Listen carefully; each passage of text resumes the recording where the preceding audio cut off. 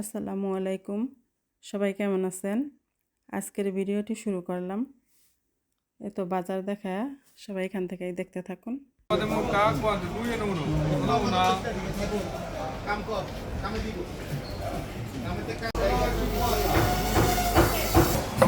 কটা গাছ 5টা গাছ 60টা চাইছেন না? 5টা 5টা 60টা এর লাগে 60 টাকা আছে। 5টা আমি হবে বাড়ি রুপাই নিয়ে আসবে ভাইয়া।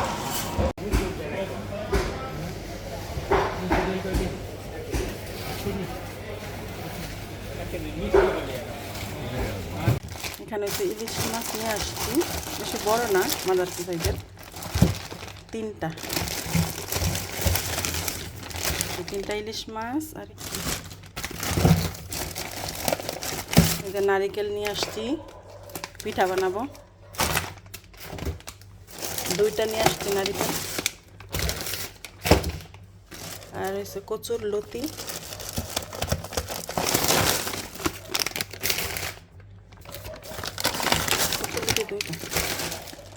আর হচ্ছে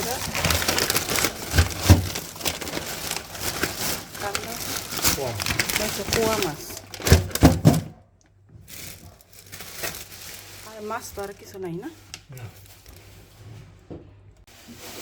তো এখানে কিছু শাক সবজি নিয়ে আসছি।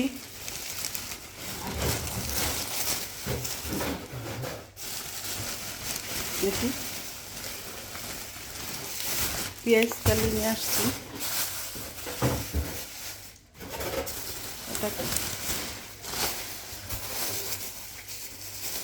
এটা হচ্ছে পালং শাক।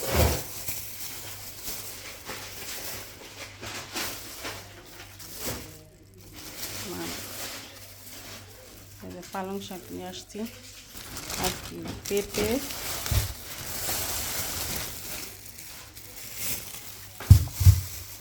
পেঁপে নিয়ে 1 কেজি হয়েছে।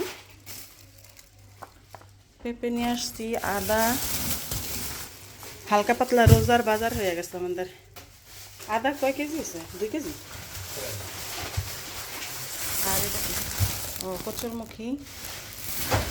আর এই যে কাঁচামরিচ বড় বড় 2টা।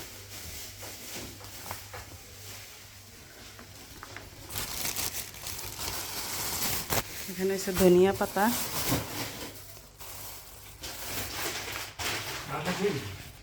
এটা ধনিয়া পাতা। এটা হচ্ছে সিম। সিম কত করে আনিছে কেজি? 5 টাকা। ও 5.5 ইউরো। আর এখানে লাল শাক, কাঁচামরিচ, ও এখানে হচ্ছে যে রসুন, আর এখানে হচ্ছে যে এই যে বড়ই। আর এই যে এখানে আছে গরুর মাংস নিয়ে আসছি, মুরগির বুকের গোশ। এই যে এটাতে একটা রেসিপি বানাবো। মাংস নিয়ে আসছি 2 প্যাকেট, 3 কেজি। দেখা যায় রোজার বাজার না, রোজার বাজার আরও পরে করব, 15 দিনের জন্য নিয়ে আসছি।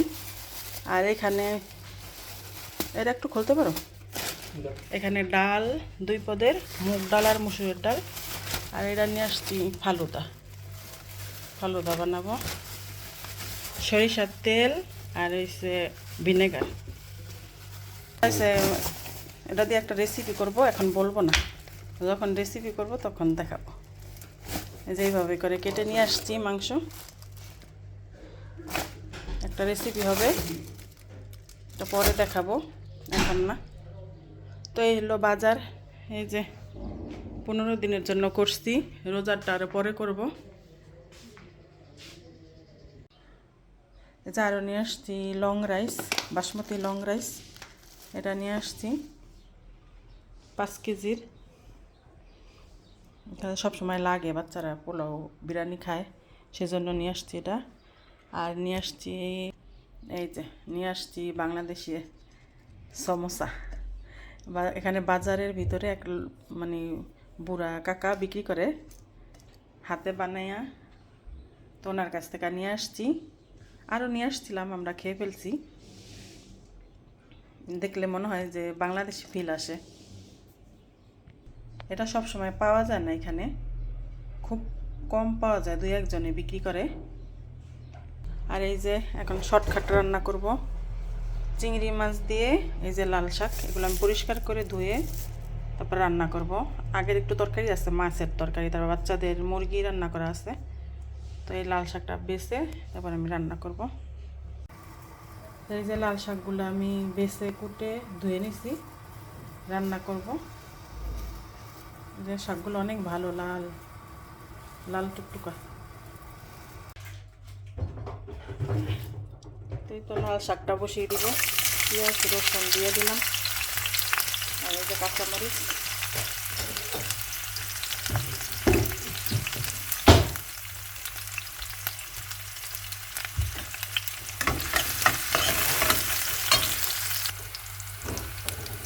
এই যে চিংড়ি মাছগুলো দিয়ে দিব।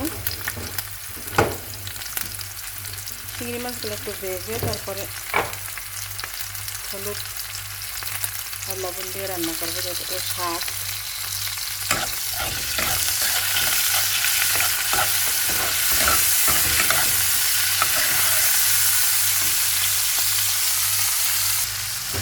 তো এই তো চিংড়ি মাছটা ভাজা হয়ে গেছে, আমি একটু হলুদের গুঁড়া দিব, আর কোনো মশলা দিব না।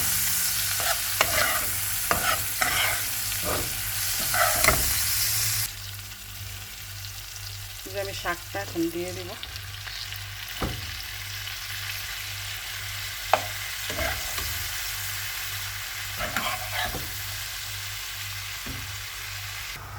দেখেন লাল শাকটা কি সুন্দর লাল টকটক হয়েছে, একেবারে মানে দেশি শাক আছে না, গ্রামে পাওয়া যায় ওই শাকের মতো। আগে ছোটোবেলায় আমরা এরকম লাল শাক দিয়ে ভাত মাখতাম, আর ভাত লাল হয়ে যেত। শাকটা এত ভালো করছে, দেখা ধোয়ার জন্য কতটুক দেখা যায় জানি না। তো এই তো আমার লাল শাক রান্না শেষ। লাল শাক রান্নাটা কেমন হয়েছে সবাই বলবেন। তো এই যে দুপুরে তো আমরা লাল শাক দিয়ে খেলাম, দেখছেনই। এখন এই যে রাত্রের জন্য পাস্তা রান্না করতেছে, ইটালিয়ান শেপে রান্না করতেছে। অলিভ অয়েল তেল দিবেন। হ্যাঁ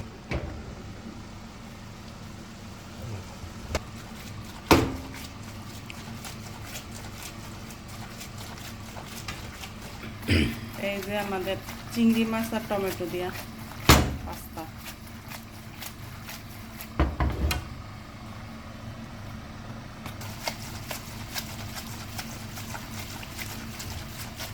তো এই যে আমাদের পাস্তা রান্না হয়ে গেছে।